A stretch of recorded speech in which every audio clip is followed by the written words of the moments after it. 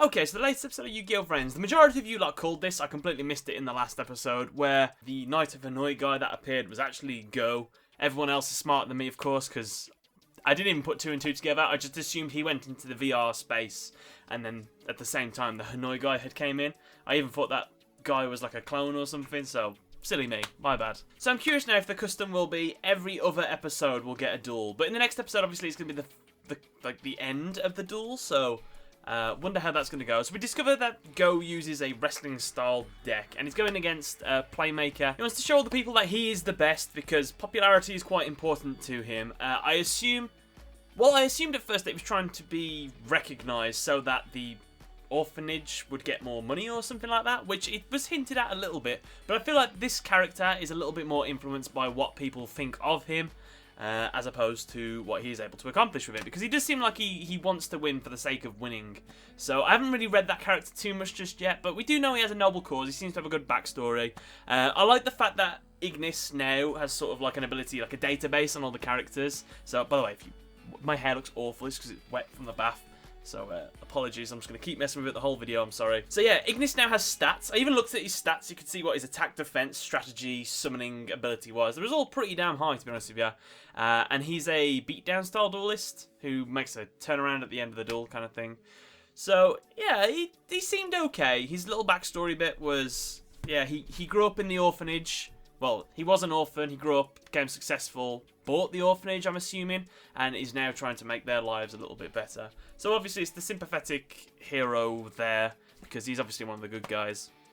But I'm curious. Playmaker at the moment is trapped in that little cage thing, where I thought he might be able to get out of it straight away, but I just wondered why none of the other, I can't remember his name, the other guy, why he isn't trying to take Yusaku down yet. I mean, I could try and go into detail about this episode, but there's not really too much to say. It's just a duel, really, that they're going through. And though the monsters were cool, we got to see another skill in action, where he was able to special summon a monster that was destroyed that turn. Nothing too much to say. Playmaker now has a Decode Talker physical copy of it now, because I think every time that he's able to create a card in that world, he's able to sort of 3D scan it into the real world, which I actually think is quite a good way of developing new cards, as opposed to people like Jade and Yuki, who just happen to have the new cards that just manifest in his deck without any explanation.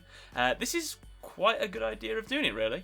Yeah, I'm okay with it. Now that we're 4 episodes into the series, though, I can see a couple little cracks starting to form in this series. The biggest one so far that I'm noticing is music in this is awful in comparison to Yu-Gi-Oh! Arc 5. I don't know, just the background music that's going on, it's not very hype, and I think that the speed duels are still a bit lacking in just visual flair, really. It's just obviously just moving background. I mean, I don't know, Yu-Gi-Oh! 5D seem to do it right with their riding duels, so I'm just wondering why VRAINS isn't as good at it. Let me know what you guys think in the comment section below. What do you think of the speed duels at the moment? Along that line, with animation not being as great as I had hoped it would be, I actually think it's a bit slow in the sense that there's a lot of stuff that's been padded out, just spread out a little bit. I don't know, it's just some of the bits and pieces in this episode I think lasted a bit too long.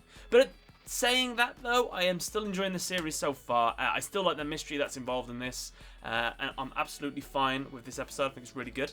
I feel like I've pretty much covered everything. Oh yeah, I forgot about that really weird thing that happened at the start of the episode. So, whatever little robot that the Ignis guy has managed to influence was doing some god-awful things to him in the start. Let's not picture that. But let's hope it doesn't happen again. So yeah then, guys, let me know what you thought in the comment section below. Not too much to say on this episode, really. But yeah, want to know what you guys think of it in the comment section below? Thanks a lot for watching, and catch you later.